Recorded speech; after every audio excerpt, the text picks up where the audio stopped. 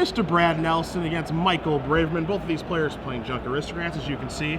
Brad yesterday going 3-1 in Standard with Junk Aristocrats, but 4-0 in Legacy, a format he's not really known for doing very well in. As you see, Braverman also going 3-1 in Standard and going 3-0-1 in Legacy. But a Junk Aristocrats mirror, this is probably going to get pretty convoluted, Matthias. Yeah, well, we saw Brad play his Junk Aristocrats on camera yesterday. We actually saw his only loss. That was to Brian Bronduin playing Junk Reanimator. Brad actually able to win the other 3 rounds. This mirror, a pretty involved matchup. I would say, you know, with the experience Brad has with this deck, this is going to be a tough battle for Braverman. Yeah, I think, you know, Nelson, being probably the best Junk Aristocrats player in the world, is going to make things pretty difficult here on Braverman, as Braverman's got a Scavenging Ooze, going to pass the turn back. Their lists do differ.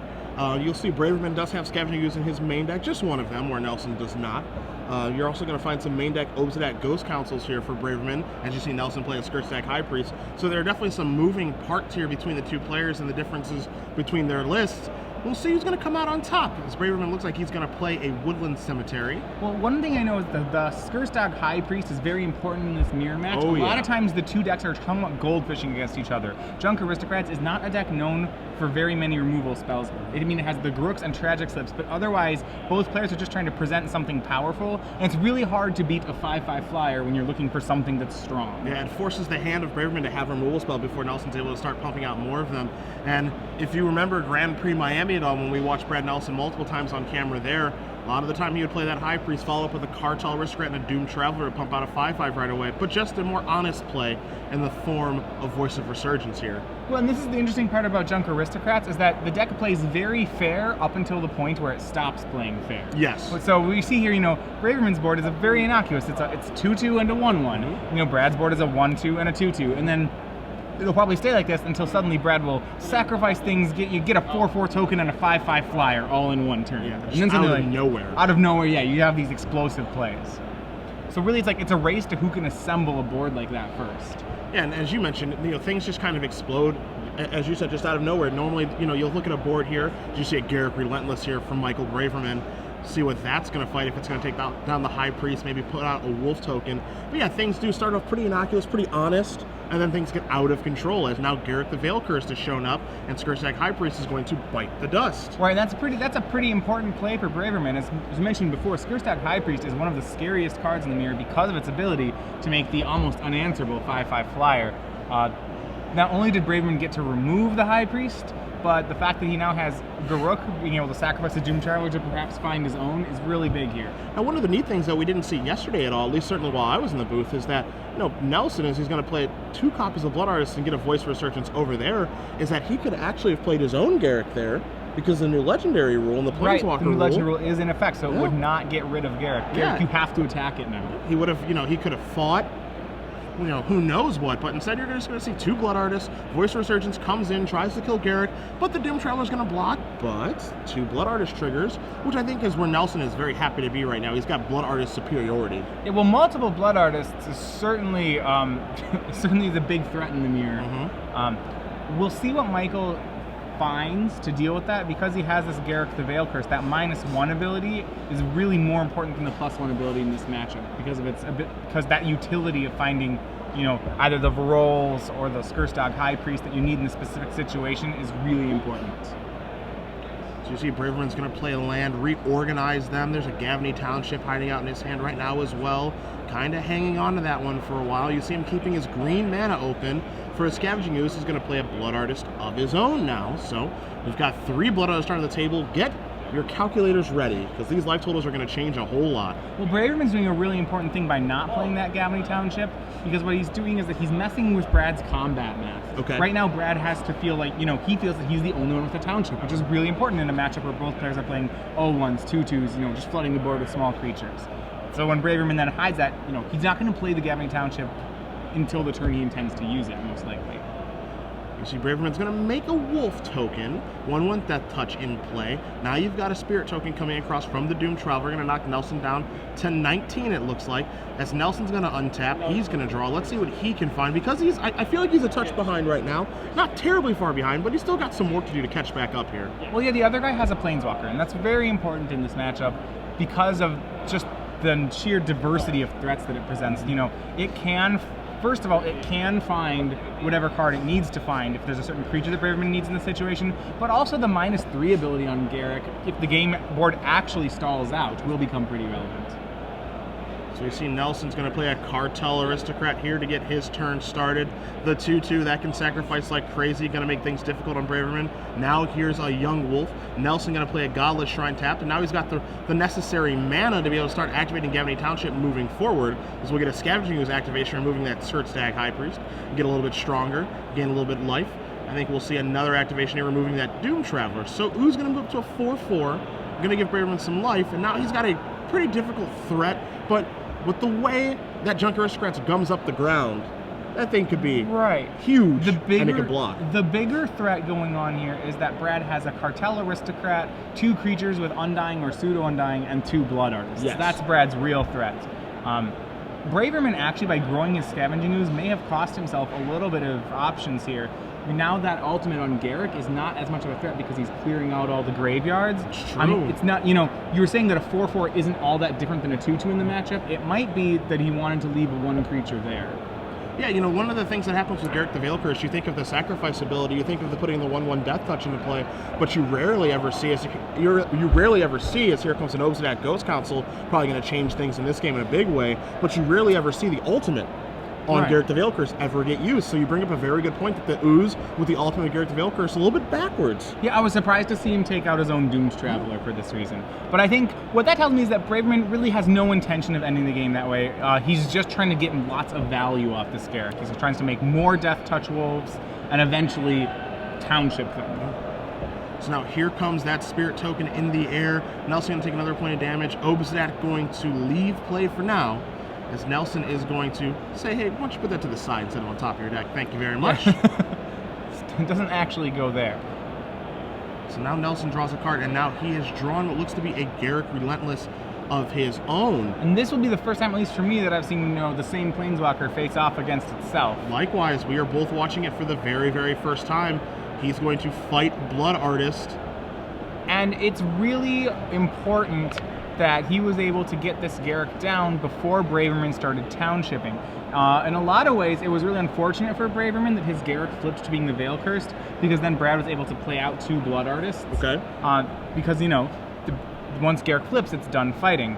And we see Brad is able to kill a Blood Artist, and now he's going to basically have a second removal spell next turn. So you see Nelson does take down the Blood Artist. Some Blood Artist triggers will occur. Dust will settle. We'll have our life totals updated properly for you guys at home. As now Nelson's going to pass the turn back. No good attacks. Ooze going to move up a little bit more. Going to gain him a life. Young Wolf going to get sacrificed here. And I like how Nelson does this. He sacrifices Young Wolf while Braverman is tapped out, so he can get those Blood Artist triggers and get that Young Wolf a little bit bigger, so the Braverman can't remove it with Scavenging Ooze. So he's got a 2/2. But most importantly, those Blood Artist triggers as well. So a nice, quick little play there by Nelson. So soon we're going to get into the race of Gavany Townships. Brad certainly has the better creatures on the board, but Braverman does have the ability to continue making creatures with Garruk the Veil Cursed. It really still remains to be seen, I think, who wins this creature war. All right, so Obsidian's going to come back in. A little drain, a little gain, life total switching. I would hate to have a pen and pad. Yeah, they're going to need a lot of paper to keep track of all the life total changes. Yes, they are. As Braverman, it looks like he may have drawn a voiceover surgeon. I believe he did. With that voice, he has to be careful. He may not want to play it. I think it might cost him a Gavany Township activation to cast it this turn. Yeah, he has a voice research and a Skirtstag High Priest over there as well. Kind of a little scared to cast that Skirtstag High Priest when there's a Garruk Relentless out there, you think? Well, yeah, I mean, the High Priest is still very important in the matchup. He would like to see Brad flip that Garruk and then play the Skirtstag High Priest.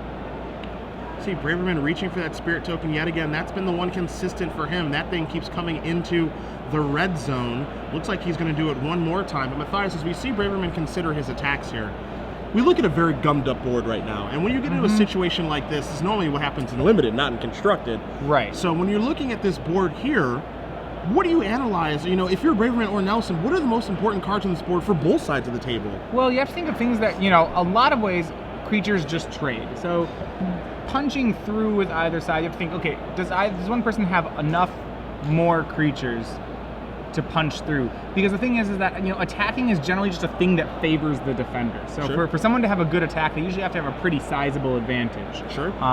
It looks to me like neither player does. So then you start to think, what are the unanswerable things either player can do? Well, the things that you can't answer is, first of all, Obsidat's trigger is going to happen every turn. Brad doesn't really have an answer for that. On Braverman's side, Braverman has a Skursak High Priest. If he makes demon tokens, then Brad has trouble answering that. On the other side, he has a Scavenging Ooze, which I guess in theory is too big to answer, though considering the number of chump blockers, probably not very important. On Brad's side, really all he has going for him is that double Blood Artist. I think that Cartel Aristocrat is a little bit scary, as now you're going to see Braverman search out a Blood Artist of his own, put that into play, sacrificing that Voice of Resurgence, getting a large Elemental token, and now Obsidat's going to go hiding yet again. But, you know, one of the things that gets difficult in a board stall like this, for lack of a better term, is trying to identify what's important and what's irrelevant.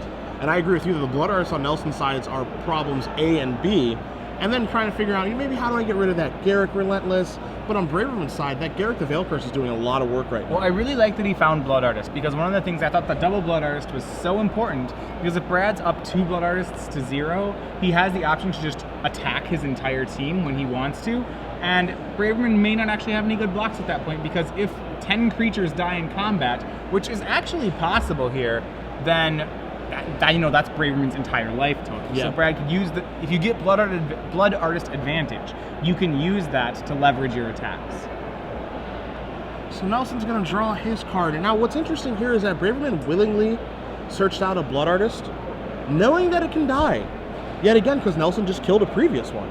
So Right. is he okay with that? You know, just continuously searching out Blood Artists for Nelson to kill so that the Garruk doesn't flip? Does it make Nelson make a decision on, hey, you want to kill my Blood Artist or you want to kill my Skursak High Priest? You know, it really makes him make a decision at this point. A pretty interesting play there by Braverman. Yeah, I mean, you know, you can only activate Garruk once, so Brad is going to have to pick which of these two really big threats that Braverman has. You know, we identified that the High Priest and the Blood Artist were important, but Brad cannot kill both of them. So Nelson's going to go after Blood Artist again, wants to make sure that he has Blood Artist superiority. He's going to play Lingering Souls and flash it back. Now that might change some things in a big way here. Yeah, that paired with the Blood Artist advantage, you know, just more creatures is really important. It also gives him a way to deal with this potential 5/5 that the High Priest is making. Yeah. So now Nelson going to sacrifice a Spirit token to Cartel Aristocrat. We'll see what color of protection he's going to give it. Maybe we'll see another sacrifice, not quite sure. Blood Artist triggers are going to happen here. Is he going to be able to potentially fireball Braverman out here? It's close. He has 1, 2, 3, 4, 5, 6, And the 7. Yeah, the answer is yes. is yes. So Lingering Souls is actually the one that's going to get it done for Nelson. It's going to put him up a game over Michael Braverman. Braverman looked like he was in the driver's seat that game, or at least doing better than Nelson, but all it takes is one Cartel Aristocrat to get the Sacrifice Engine online. 2 Blood Artists certainly don't hurt, and Nelson wins game number 1 here of round 9. Well, when you're up 2 Blood Artists, Lingering Souls in a lot of ways is an 8-point burn spell, which, you know, coupled with the cards that Brad had in play, actually managed to add up to Braverman's entire life total. So we're going to take a look at the sideboards here of this Junk Aristocrat mirror. As you can see, when watching at home, games are going to get a little convoluted in this bad boy, but maybe we can find some things to make it a little easier. We'll go towards Braverman's first, and I'll let you take a look at that and see if he has anything useful over there. Well, I think one thing we notice here is that the lack of removal spells can really hurt both sides on this, Sure. in this matchup. We're thinking about things that needed to be removed. Well, first and foremost, Brad's Blood Artists really needed to be removed, and Braverman wasn't able to do that. He has 3 Abrupt Decays in his sideboard, which will probably all come in this matchup to hit those pivotal creatures. Also of note is an Abrupt Decay can hit a flipped Garruk, which, you know, is a little something you don't always think of, because you think of Garruk as being a 4-cost card. When it flips, it loses its mana cost. Okay. Hey, how do we feel, because we take a look at Braverman's sideboard, he has 2 Scavenging Oozes in his sideboard to go with his 1 main deck. How do we feel about Scavenging Ooze in that last game? Well, Scavenging Ooze was very unimpressive in the last game. I felt the same way. You know, even though it was a 4, say it was actually just a 4/4 for 2 mana, even that card by itself is still probably not very good in this matchup. Okay. There's just too many chump blockers, there's too many Doom Travelers, Young Wolves, Lingering Souls, even Cartel Aristocrats for that to be what matters. You know, it's not that hit you for 4, hit you for 4, hit you for 4 that wins this game. It's that I have 2 Blood Artists, hit you for 20. That really matters. So Scavenging Ooze, you'd have to really want its Graveyard Exiling ability to keep it in, and there's only a few cards that interacts with enough, I think, I don't think there's enough that makes you want to put in more, or even you might not even keep the ones you have. And do you feel the same way about Obsidian Ghost Council, where we saw at that game basically being a 5/5 that drains Brad 2, drains Brad of 2 life, gains Braverman 2 life. He has an additional one in his sideboard to go with his 2 main deck, but again, I wasn't terribly impressed with the Ghost Council that game. No, Braverman got a lot of things online, which just were all trumped by Brad's Blood Artist engine, and I think Braverman even identified that in the matchup by how he was playing his Garruk, that really, despite the fact that he had all these good cards, his engine was able to be trumped. I think Obsidat suffers the same problem. There's only so many cards that Braverman can board out, and I think Obsidat's probably a fine man if you only, in the list of things I want to cut, it's probably not at the top, but if I had enough things to board in, it probably would get cut. Okay, as we take a look at Nelson's sideboard here, 2 Appetite for Brains, 2 copies of Duress, an Obsidian Ghost Council of his own, 2 Slayer of the Wicked, 3 Abrupt Decay, 2 Scavenging Ooze, a War Priest of Thune, a Brave Revelation, and a Sin Collector. I think, of the cards that are mentioned here, I agree with you. Abrupt Decay is an easy inclusion. The rest are kind of up for debate. Well, the interesting one that he has there is it depends how much Brad thinks that Blood Artist is important in this matchup. Okay. Blood Artist is a vampire, so Slayer of the Wicked can target Blood Artist. Okay. That's a pretty bold statement that you want to play a 3/2 just to take care of Blood Artist, but if Brad really believes that this is what the matchup is about, we might see him bring some of those in. And if the last game is any indication, that's exactly what this matchup does seem to be about. So maybe we'll see 1 or 2 of those Slayer of the Wickeds come in from the sideboard. As if you guys are just joining us this morning, Cedric Phillips, Matthias Hunt, Star City Games Open Series featuring the Invitational here in New Jersey. Hopefully you do stay with us all day long. You can also interact with Matthias and I, and don't forget about Adrian Sullivan, Ruben Bressler, and Glenn Jones, the rest of the SCG Live crew on Twitter at SCG Live, hashtag SCGINVI for your tweets. Join the conversation all day long as we do work our way to a top 8 this weekend. See if we're going to have a defending champion in Jerry Thompson, currently sitting at 6-2. See if Adam Prozac can top 8 his 3rd Invitational in a row. He's leading the pack at 8-0. We'll see if Shaheen Cerrone, currently sitting at 5-3, can top 8 his 5th Invitational in a row. As Braverman is going to start off here with a Doomed Traveler. 5 is a lot. 5 is a lot of invitations. Yes. Yeah. All of them on the backs of blue, white, and black.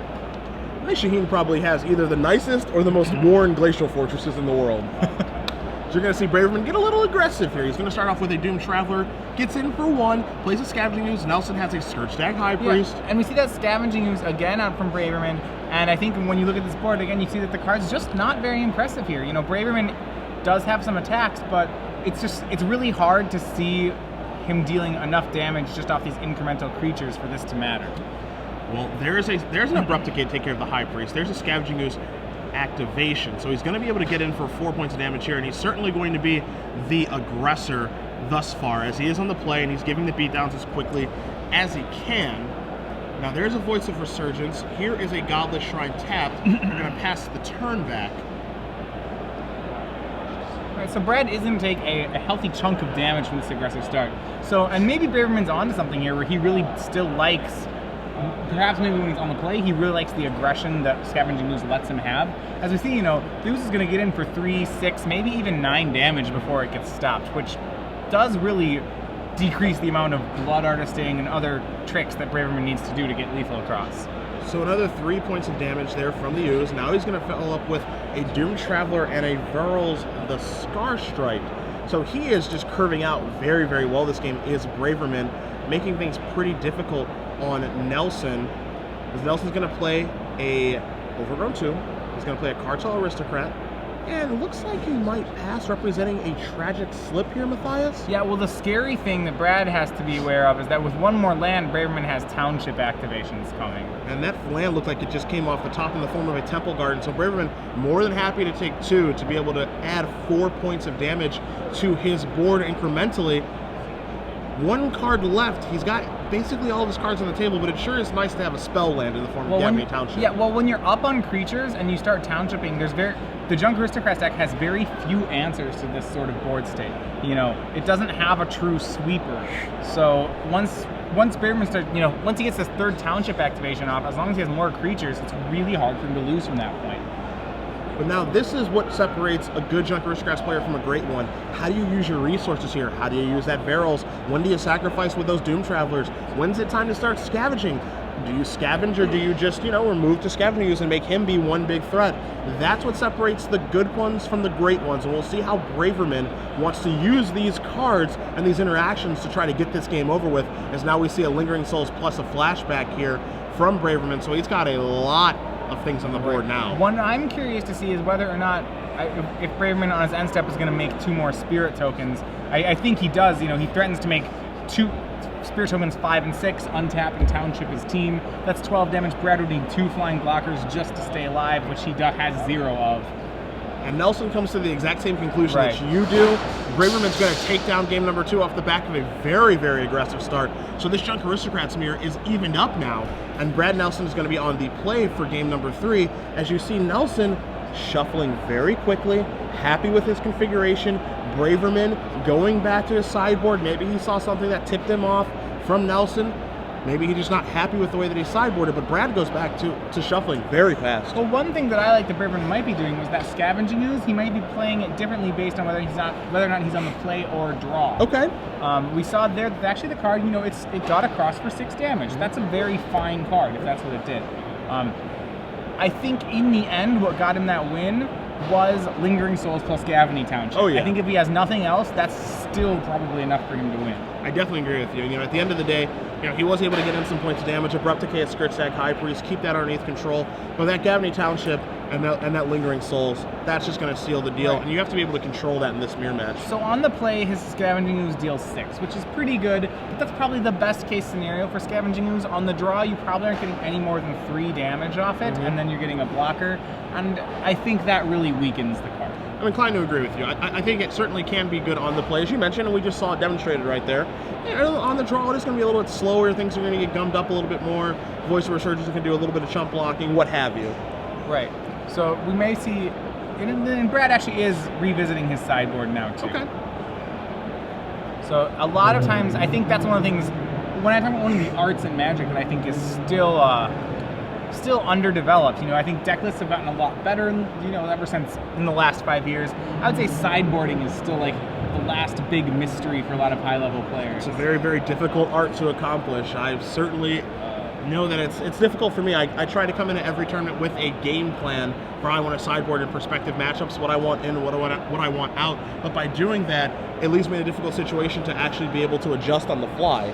Or if you're playing on something that you're not familiar with, sideboarding can be very difficult. Right, and especially what a lot of players, I just talking about the difference between sideboarding on the play versus draw. That's just another element of sideboarding that I think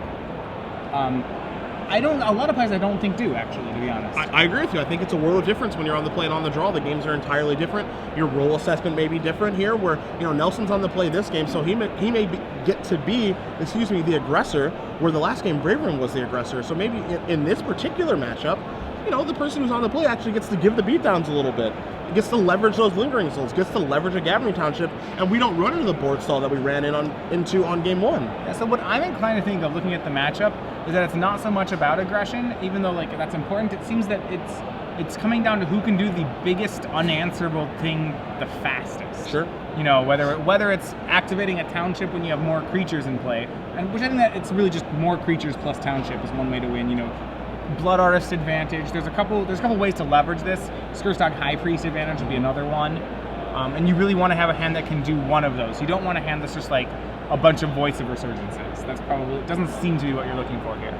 So Nelson is going to keep his hand. He's going to start off with a Buddy Land in Woodland Cemetery. So we'll see if he has any duels in his hand or if he's very slow. As Braverman's going to start off taking 2 via Temple Garden. Here comes the Doom Traveler.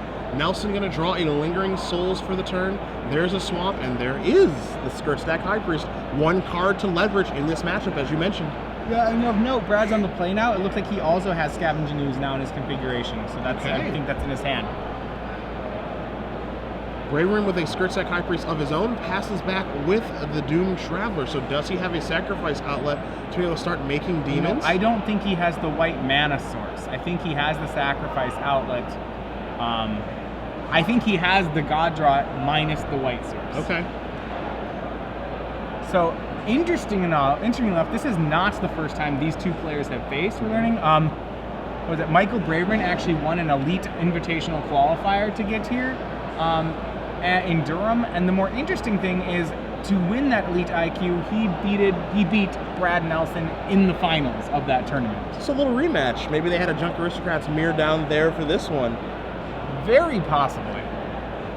Nelson looking for revenge, getting in there with the Skirt Stack High Priest, has a Scavenging Ooze, and it does look like he does not have the white mana, as you mentioned. So now Braverman gets to untap, he gets to draw, and does he have a Verils? Does he have a Cartel Aristocrat? Any sack outlet, and this is going to be real bad news for Brad Nelson. You see Isolated Chapel there in Braverman's hand. He's also got a Lingering Soul, so he's off to a pretty good start. A Lingering Souls, he has a Voice of Resurgence. It does not look like he has the sack outlet. So each player, what the draw they went for were these Skirt Stack High Priest draws. And it looks like both of them are missing one of those cards. And this is a great attack here by Braverman, because what he gets to do here is he gets to attack in his Scavenging Ooze with Doom Traveler, daring Nelson to block. If Nelson does block, the Morbid on Skirt Stack High Priest is crazy to block. Yeah, it is on. If he blocks, he is going to block. Wow. I am surprised by that block. As am I. Now any 2-drop, and you have to think a player like Brad is aware of what he's doing here. You know, it's not like he forgot that Michael can just play a creature and make a 5/5 now. Now Lingering Souls comes in 2 spirits. You see him immediately tap with the High Priest. Gonna put a 5/5 Demon into play, and I'm with you. I'm very, very surprised to see Nelson make that block, because he's gonna untap. He's gonna draw his card. Let's see if he can find a white mana source. I don't think he finds any mana Aristocrat. source. All his cards are white right now. I'd love to hear from Brad. I'm surprised by the block last time. As am I. I am truly surprised by that block there from Nelson, knowing that Braverman can easily make a Demon token. A lot would have to go wrong for Braverman not to be able to make a Demon token. He'd have to have no creatures in his hand. Yeah. Which, if Braverman does have no creatures in his hand, then Brad wins with the other line too. So Braverman going to tap 2 mana. There's a Voice of Resurgence to start the show. He's going to follow that up with a Blood Artiste, paint a beautiful picture. Well, now Braverman has established control on all 3 of the fronts we're talking about. He has Skirt Stack High Priest advantage, he has Blood Artist advantage, and he has creature number advantage. Those seem like the 3 things that matter in this matchup, and Braverman has all of them. Nelson going to untap. He's going to draw his card. Another white spell. Another Cartel Aristocrat. You see a handful of white cards, and you see him extend the hand. So Michael Braverman wins the Junk Aristocrats mirror, defeating arguably the best Junk Aristocrats player in the world to move on to 7-1-1. Brad Nelson moves down to 7-2. Impressive play from Braverman. Yeah, well, really what he did is, I think, he had solid game plans. He executed them. Even the first game, he was very close to getting. Brad kept one of those boomer bust hands that third game, where if it gets there, it's great. If it doesn't get there, it loses. I think he was aware of the risk, went for it, and he didn't get it. And you see a little bit of frustration as Nelson is de-sideboarding here. Now, maybe unhappy with his keep, maybe unhappy with his block. We're not quite sure. But Braverman bests him again. First an Elite Invitational qualifier, which qualified him for this tournament, saying, hey, I can take care of you in the real thing too. Yeah.